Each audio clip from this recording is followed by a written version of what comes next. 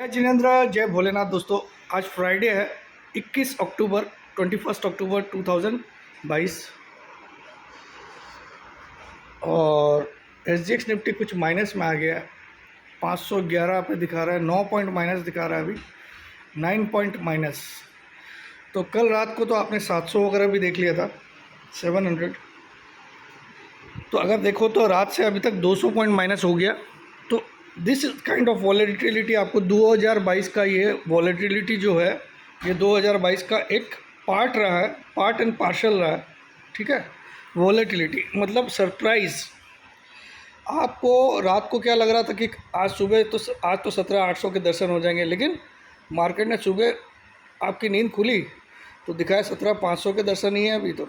ठीक है, तो ये क्यों होता है? एक तो फ्राइडे, मैं हमेशा एक मेरा डायलॉग मारता हूँ जो आजकल बहुत लोग कॉपी भी कर रहे हैं कि फ्राइडे, FRY, मैं फ्राइडे को स्पेल करता हूँ FRI की जगह FRY। वो सारे कैलकुलेशन को फ्राई कर देता है। तो कल तक, रात तक, इनफैक्ट रात को 9:30 10 बजे तक तो आपको लग ही रहा होगा कि 17,800। तब तक आपका फ्राइडे की स्पेलिंग FRI थी, अब हो गई फ्राइडे। तो अब हो गया क्या ऐसा? अमेरिकन मार्केट 400 पॉइंट ऊपर था, वहाँ से 90 पॉइंट माइनस में बंद हुआ। चिंता की बात क्या हुई अमेरिका में? चिंता की बात वही हुई, वही घिसी पिटी एक ही बात को लेके। वो लोग उसी को कभी ठीक बता के, मतलब चलो जो है ठीक है तो तेज़ कर देते हैं, और जब मर्जी होती है तो मंदा कर देते हैं।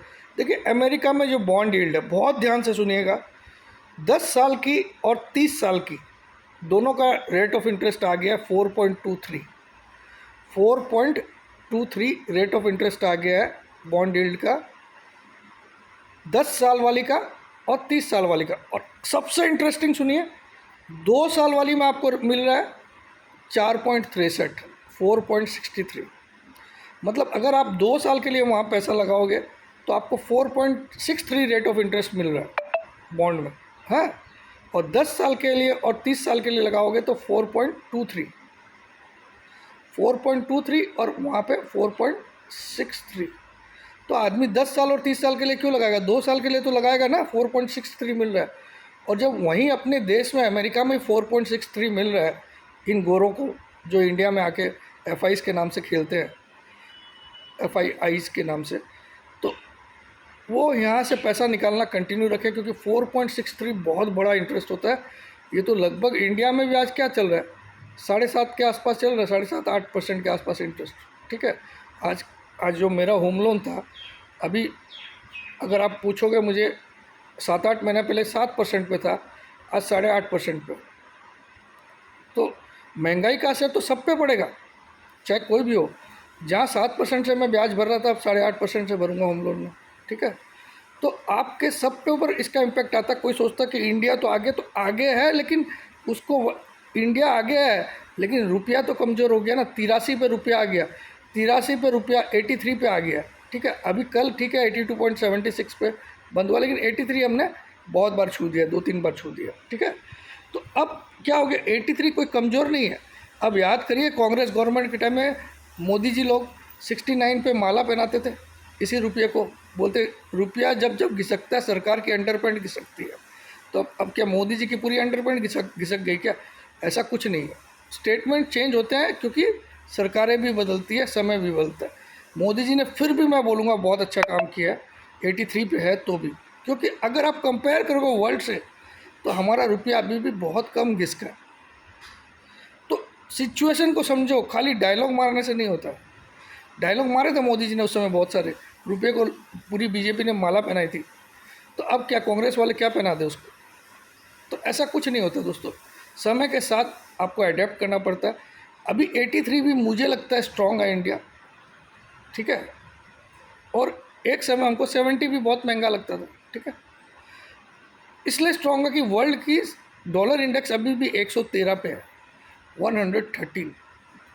जो डॉलर इंडेक्स 90 पे हुआ करता था, 90 पे, वो 113 पे। तो उसके कंपैरिजन में रुपया इतना नहीं गिरा है। ठीक है, यहाँ ज़रूर इंटरवीन करेगा RBI कुछ ना कुछ, कि रुपया और नहीं टूटे। अब RBI का प्रॉब्लम कहाँ आती है कि यहाँ से पैसा निकल जाता है बहुत बार, जब भी बॉन्ड यील्ड में अच्छा खासा इंटरेस्ट रेट मिलता है तो अमेरिकन लोग पैसा अपने देश में ही लगाएंगे, यहाँ क्यों लगाएंगे? जब उनको आराम से बैठे बैठे 4.5% मिल जाएगा तो वो यहाँ वहीं पैसा लगाएंगे। तो इसको देखते हुए हमारे देश का इंटरेस्ट रेट को अट्रैक्टिव बनाना पड़ता है। तो हमारे जो शक्तिकांता दास साहब है हमारे देश के, उनकी मजबूरी हो जाएगी कि वो कुछ भी करके रेट हाइक करे। भले ही हमारी इकोनॉमी बहुत स्ट्रॉन्ग है, हम इन्फ्लेशन को बाकी देशों से के मुकाबले बहुत अच्छा फाइट कर रहे हैं, लेकिन उनकी मजबूरी हो गई to keep up the pace with the world, he has to increase the interest rate in next upcoming meetings. Because अगर वो नहीं करते ऐसा तो इंडिया की इंटरेस्ट रेट अगर कम और नहीं बढ़ती है तो लोग यहाँ से पैसा निकाल के अपने देश में ले जाएंगे। वो बोलेंगे हम सेफ्टी देखें, 2-2.5% के लिए इंडिया में क्यों पहुँचे एक्स्ट्रा। इंडिया में सपोज 7 है, 7.5 है, ठीक है, और वहाँ पे 4.5 तो मिल ही रहा है, 4.63, तो हम वहीं लगाएं अपना पैसा, वहाँ से यहाँ लाएं, यहाँ से वहाँ ले जाएं, क्यों करें ऐसा, है ना? To attract the foreign investors also, he has to increase and to keep up the pace with the global economies. बाकी इंडिया की इकोनॉमी आउट परफॉर्म करिए पूरे वर्ल्ड को। इंडिया का जीडीपी फोरकास्ट अभी भी 7% है, ठीक है। शायद वर्ल्ड बैंक ने भी मेरे ख्याल में 6.76 का फोरकास्ट किया है, जो कि हाईएस्ट इन द वर्ल्ड है अभी, ठीक है। तो ये बहुत ही ज़बरदस्त पेस, मोदी जी को मैं सैल्यूट मारता हूँ इसके लिए कि ऐसे सर्कमस्टांसेस शायद कांग्रेस को नहीं आए होंगे। ऐसे में ऐसा चलाना, कोरोना को झेल लेना, it is not a matter of joke guys. आपको पता है कोरोना कितना बड़ा इम्पैक्ट डाला था, हम 1.5 साल तक जूझ रहे थे उससे, लेकिन जिस तरह से संभाला गया, ठीक है, गरीबी का स्तर कभी नहीं सुधरेगा। मैं आपको ये बताता हूँ, चाहे कोई भी गवर्नमेंट आ जाए, गरीबी का स्तर सुधरने में 10 से 15 साल लगेंगे, क्योंकि इंडिया में बहुत बड़ा तबका आज भी गरीबी रेखा के नीचे है, और जो आज़ादी के बाद से ही नीचे है। तो उसका सबसे मुख्य कारण भी आज मैं बताता हूँ, लैक ऑफ एजुकेशन। मैं चाहता हूँ ऐसा कोई देश को चलाने आए जो एजुकेशन सबके लिए फ्री कर दे। एजुकेशन अगर फ्री कर दिया जाए तो देश में ये बेरोजगारी की समस्या, ये बिलो पॉवर्टी लाइन की बीपीएल जिसको बोलते हैं, बिलो पॉवर्टी लाइन में जीने की समस्या बहुत हद तक कम हो जाएगी। क्योंकि आप जैसे ही आप एजुकेटेड हो जाते हो, आपसे फिर झाड़ू मारने वाला काम नहीं होता, याद रखिएगा। लैक ऑफ एजुकेशन आपको वो सारे काम करने के लिए एग्री कर, हाँ ठीक है, भूखा पेट तो आदमी कुछ भी करता है, ठीक है। तो एजुकेशन को फ्री कर देना चाहिए, और जो सक्षम है वो फीस दे, जो सक्षम है वो फीस दे अपनी मर्जी से, ठीक है भाई। मेरा परिवार अगर सक्षम है तो मैं अपने बच्चों की फ़ीस दूंगा, नहीं है तो माफ़ हो। तो ऐसा गवर्नमेंट कुछ कर दे तो यहाँ क्रांति आ जाएगी। मैं आपको बोलता हूँ, इस देश को नंबर 1 बनने से दुनिया की कोई ताकत रोक नहीं सकती। उसके बाद ये अमेरिका तो कई पीछे हो जाएंगे हमसे, मैं आपको ये वादा करता हूँ। देश में सिर्फ एक छोटी सी ये पॉलिसी, मोदी जी अगर मेरी बात सुन रहे हैं तो इसको चेंज कर दीजिए। आप देखो, हमारे यहाँ ये चीज़ होती रहती है, ठीक है। फिलहाल मैं अभी राजनीति पे तो कुछ बात नहीं करना चाहता हूँ, अभी हमारा मैटर है स्टॉक मार्केट। तो मुझे आज तेज़ी ही लग रही है, डोंट वरी, लेकिन एक डाउनफॉल जरूर आएगा, क्योंकि इम्पैक्ट तो आया, क्योंकि 400 पॉइंट ऊपर से डाउ जोन्स नीचे आ गया, इनफैक्ट 500 पॉइंट, क्योंकि 400 प्लस था, 90 माइनस। मगर आप ये मान के चलिए, दिवाली का जो मुहूर्त ट्रेडिंग होगा 6:15 से 7:15 इवनिंग में मंडे को, वो कभी भी आज तक ऐसा रिकॉर्ड है कि वो मंदा नहीं खुलता है, वो तेज़ी खुलता है, ठीक है। तो मार्केट एक बार 17,800 तो एट एनी कॉस्ट जाना चाहिए, मुझे लगता है 17,800 लिख लो आप लोग, ठीक है। अब आपका स्टॉप लॉस 300 से बढ़ा के मैंने 17,400 क्लोजिंग बेसिस कर दिया और ऊपर कर दिया। Start of the week Friday को मैं क्या बोल रहा था आपको, 16,930 आपका स्टॉप लॉस, वहाँ से बढ़ा दिया कल 17,300। अब मैं बोल रहा हूँ 17,400 के नीचे क्लोजिंग है। तो आपका अगर बाई भी है तो आपका अगर स्टॉप लॉस भी हो तो भी आप अच्छे खासे प्रॉफिट में स्टॉप लॉस होंगे, ठीक है। तो 17,400 के नीचे की क्लोजिंग आपका स्टॉप लॉस, और मंडे तक का टारगेट, दिवाली मुहूर्त तक का टारगेट 17,820। सिंपल है, कोई चेंजेस नहीं। मुहूर्त ट्रेडिंग डे तक का टारगेट 17,820, वहाँ पे प्रॉफिट बुकिंग जरूर करिएगा, क्योंकि देखिए 2 तारीख को फेड की मीटिंग, फेड इंटरेस्ट रेट हाइक करेगा इंडियन टाइम के हिसाब से रात को 11:30 बजे। शायद 2 तारीख को मेरे ख्याल में मंगलवार है, 2 नवंबर को। तो उसका इम्पैक्ट हमारा नेक्स्ट डे आएगा। तो 11:30 बजे फेड इंटरेस्ट रेट हाइक करेगा। अब कितनी करेगा वो तो जेरोमी पोवेल साहब ही जानते हैं, वो मुझे नहीं मालूम है। बाकी मेरे को लगता है करेगा अच्छा खासा। तो चिंताएं बहुत सारी है साथ में। यहाँ वो यूक्रेन रशिया का वार आज तक ख़त्म नहीं हो रहा है। वो कहीं ना कहीं गुस्से में आके पुतिन किसी दिन बोलेगा साला करो ख़त्म, साले को आज डालो एक न्यूक्लियर, एक ही बार में तमाम करो। तो ऐसा कुछ हो गया तो पूरा मार्केट धराशायी हो जाएगा। ठीक है, उसकी चिंता भी रखनी है। तो यहाँ तेज़ी है, लेकिन तेज़ी विथ कॉशियसनेस, बी कॉशियस, है ना, bullish but be cautious every time. तो मैं तो एक ही सलाह देता हूँ, फ्यूचर्स में अगर आप निफ्टी बाई करते हो तो उसको ओवरनाइट कैरी मत करिए। रोज़ ओवरनाइट कैरी करने के बजाय क्या किया कीजिए, 3:15 या 3:25 पे आप इन द मनी कॉल में कन्वर्ट कर लीजिए उसको, फिर नेक्स्ट डे वापस फ्यूचर ले लीजिए, क्या दिक्कत है ना। तो ऐसा कर सकते हो। और या फिर आप सीधा इन द मनी कॉल को ही लेके कैरी करिए, ताकि आपका वो फ्यूचर की तरह काम भी करे, और आपको अगर कोई ऐसा न्यूक्लियर वाला इवेंट हो जाता तो आपको चड्डी नहीं गीली करनी पड़े।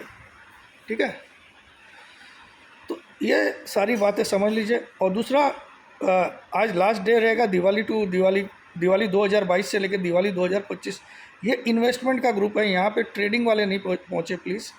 ये सिर्फ डिलीवरी में बाइंग कराई जाएगी, डिलीवरी में सेलिंग कराई जाएगी। 3 साल के लिए ये ग्रुप चलेगी, दिवाली 2022 से दिवाली 2025। और इस 3 साल के लिए हमने वादा किया, हम 3 लाख की कैपिटल को एज ए ये रखेंगे हिसाब के लिए। उसको हम अगर 6 लाख नहीं बना पाते हैं 2025 तक, तो आपकी जो फीस है 45,000 रखी गई है, वो पूरी की पूरी 2025 की दिवाली के बाद रिटर्न कर दी जाएगी। अगर बना पाए तो मेरा हक है। तो ये है इसका। और जो लोग F&O ट्रेडिंग वगैरह के लिए पूछते हैं, एक इंसानियत से पूछिए, अपना नाम, अपनी फ़ोटो, अपनी सेल्फी फ़ोटो और अपना सिटी का नाम ज़रूर लिखिए, वरना आप चाहे कोई मोदी जी भी हो ना, तो मेरे यहाँ नहीं चलने वाला। ठीक है, इतना बताता हूँ। कोई मिनिस्टर भी हो ना, तो उसका भी मैं ब्लॉक करने में 1 सेकंड लगाता हूँ, और मैंने किए। गुजरात के मिनिस्टर्स लोग के ब्लॉक किए, भगवान की कसम बोल। अरे भैया, तुम मुझे नहीं खाना खिला रहे हो, ठीक है, तो रेस्पेक्ट से बात करो। आप लोग कैसे लिखते हो, sir what are the charges for F&O? साले कोई तुम ऐसे, तुम्हारी टोन क्या लग रही है कि साला तुम्हारे चार्जेस क्या है? अरे सालों मैं क्या बिकाऊ हूँ क्या? Give respect, take respect. Okay, आपको पता है कमेंट सेक्शन मैंने आज तक क्यों ऑन नहीं किया, कि आप अगर BC बोल सकते हो तो मैं MC से ऊपर की कई गालियाँ बोल सकता हूँ। तो मैं कमेंट सेक्शन में अपनी ये खूबी नहीं दिखाना चाहता था। ठीक है, बाकी मैं किसी के बाप से नहीं डरता हूँ। ठीक है,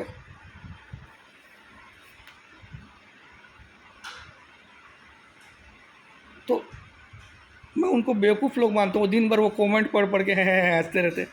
अरे मेरे को रोज़ के व्हाट्सएप आते हैं 400 बधाई के, कि सर हम पूजा करते हैं तो भगवान के साथ आपको भी पूजा करते हैं। मैं ऐसा दिखा दूँ तो लोग हिल जाए। एवरीडे आते हैं 200 से 300 तो, और बर्थडे में तो 9,000 व्हाट्सएप आए टोटल।